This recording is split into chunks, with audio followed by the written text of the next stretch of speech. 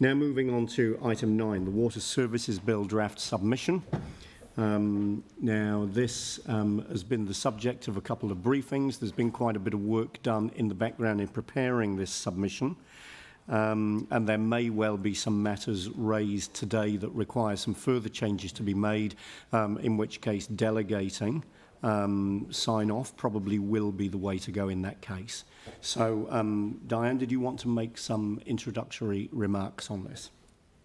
Sure, I'll try to be brief. As you know, the Water Services Bill is the second in a series of pieces of legislation as part of the government's 3 Water Reform Program. The first one was enacting Taumata Arawai Water Services Regulator Act in the middle of last year, which established Taumata Arawai as the water services regulator.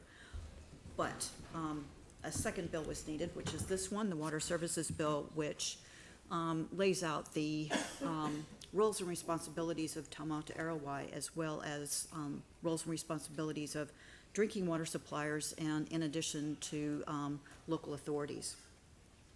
The bill is largely focused on drinking water. There are some provisions for wastewater and stormwater, but mostly it's around drinking water. There are some differences between what the bill has in it and what the Health Act, which deals with drinking water, has in it. While both the Health Act and the bill talk about drinking water suppliers having to do drinking water safety plans, there's a new provision in the bill that drinking water suppliers who have reticulated supplies have to provide for residual disinfection in their drinking water safety plans, unless an exemption has been granted by Taumata Arawai.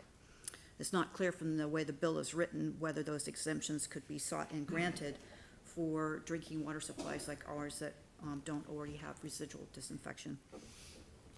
So one of the big differences between the current situation under the Health Act and what the bill provides for is the scope of the drinking water suppliers who are subject to the legislation. Under the current situation under the Health Act, drinking water suppliers that serve 25 people or more 60 or more days a year fall under the provisions of the Health Act. If you've got less than that, then you don't. The bill, the Water Services Bill, changes that and basically would apply to any drinking water supplier other than a residential self-supplier. So in other words, if you've got your own rainwater tank or your own bore and you don't supply anybody else, that's a self-supplier. But any other type of drinking water supply would be subject to the bill the way it's currently written. The bill also makes some amendments to the Local Government Act, which includes provisions that could require territorial authorities to take over private supplies that are or could be at risk of failing to meet drinking water requirements. The draft submission itself, the way it's currently structured, is sort of in 2 parts. The first part focuses on key areas of concern. Right now that's 2 areas. One is the requirement for residual disinfection of reticulated drinking water supplies, and the second is source water protection and treatment. The draft submission with regard to residual disinfection points out that it is possible for drinking water supplies to be demonstratively safe without residual treatment.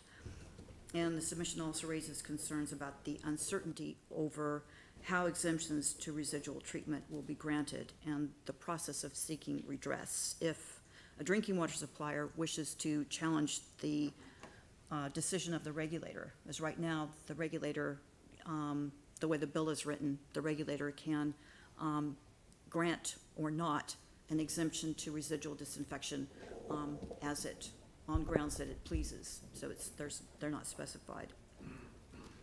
In regard to source water protection, the requirement for physical treatment of source water, the draft submission points out that source water risk management plans and drinking water safety plans can provide a multi-barrier approach. And the submission also talks about the fact that confined aquifers naturally provide for removal of particles and pathogens. And the submission is also seeking, in terms of source water protection, to do more to protect sources of drinking water, as there's gaps that aren't really addressed in the bill about that. And instruments such as the National Policy Statement for Freshwater Management really don't deal very well with groundwater and protection of groundwater. The submission also has, in the second part, a number of recommendations on more technical matters.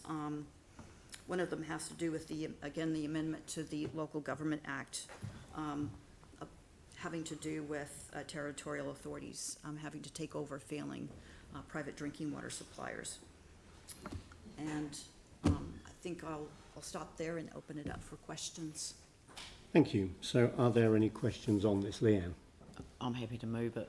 Yep. Just Pauline. a question that's come to my mind. Do you think there should be a differentiation between surface water suppliers and groundwater suppliers? I think it would. My answer would be it depends. Oh, that's a good answer. It depends on it depends on the source. But yeah, I think there's some pretty obvious differences that, in general, it would be hard to find a surface water supply that doesn't have a fairly high probability of risk, being subject to contamination of one sort or another, just That's because right. it's open to the environment. Yeah. Whereas groundwater is naturally protected because it isn't. Yes. But I mean, there's certainly some And then exceptions. But there's groundwater, and ours is particularly Deep pressurised. groundwater versus more shallow groundwater. Yes, yes. Okay. Thank you. Any further questions on this? All right, so Leanne, you've indicated you're happy to move this. Sarah, you've indicated you're happy to second. So moved by the Mayor, seconded by Who Sarah just needs Templeton. to say delegate the Chair and Mayor the authority Yep. to sign the final submission? Yep. So that allows for any changes to be made just to finalise this. And if you could pop me in as the person to make this submission. I mean, I don't mind if anyone else wants to do that as well. So number 4, just Yep, just to be represented by the Mayor. and supported by appropriate staff. Yep. Excellent. All right, so that's been moved and seconded. Is there any debate? All right, so I'll put the motion. All those in favour say aye. Aye. Against? That's carried. Thank you. All right, now we might at this point take our morning tea break a little bit early. It's 10 to 11. If we just take a 10-minute